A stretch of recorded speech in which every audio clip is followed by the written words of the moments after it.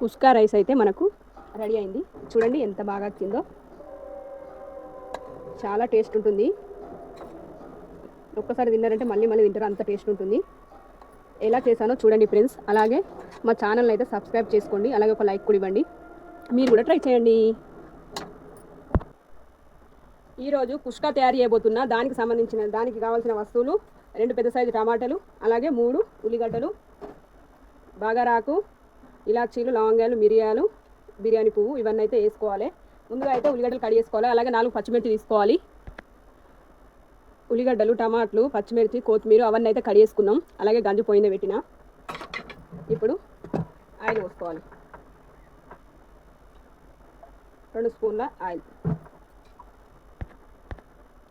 నూనె అయితే వేడైంది. నేను మసాలాలు వేసుకున్నా. అలాగే 2 గ్లాసుల బియ్యం అయితే తీసుకొని ఇలా అయితే కడిగి నానబెట్టిన. ఇవి వేగినాక ఉల్లిపాయ ముక్కలు పచ్చివాసన పోయేదాకా వేపుకోవాలి.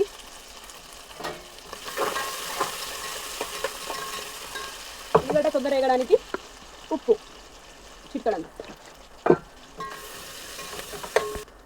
ఇప్పుడు 5 పచ్చిమిర్చీలు. ఇప్పుడు దంచి పెట్టుకున్న అల్లం పేస్ట్ వేసుకొని పచ్చివాసన వేదాకా కలుపుకోవాలి. ఇప్పుడు టమాటా ముక్కలు మనకు ఉడికి నూనె అనేది పైకి తేలేదాకా మనం అయితే కలుపుకోవాలి, ఉడకనివ్వాలి.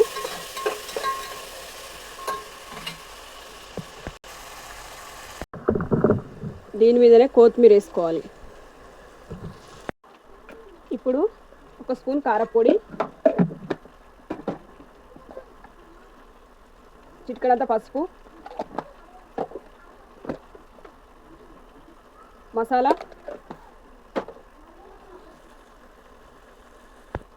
కొద్దిగా కసూరి మెంతి, 1 కప్పు పెరుగు. ఇప్పుడు అంతా మిక్స్ చేయాలి. ఇలా ఇంకా కొద్దిగా ఉడకాలి. మనకు కొంచెం ఉడికినాక తర్వాత ఇప్పుడైతే బియ్యం వేస్తున్నా.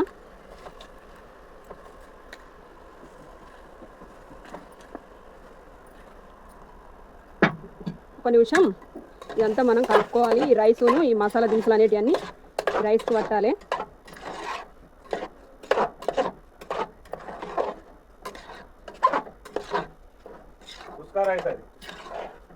కుస్కా రైస్. ఇప్పుడైతే నీళ్ళు పోస్తున్నా.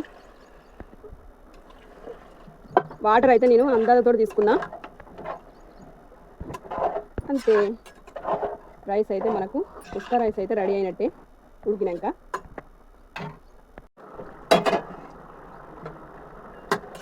రైస్ అయితే మనకు ఇంకా కొద్ది వాటర్ అనేవి ఇనకాలి, నీళ్ళు అనేవి ఇనకాలి. గ్యాస్ అనేది మనం కొంచెం అయినాక చిన్న పెట్టాలి, లేకపోతే అన్నం అంతా మాడిపోతుంది.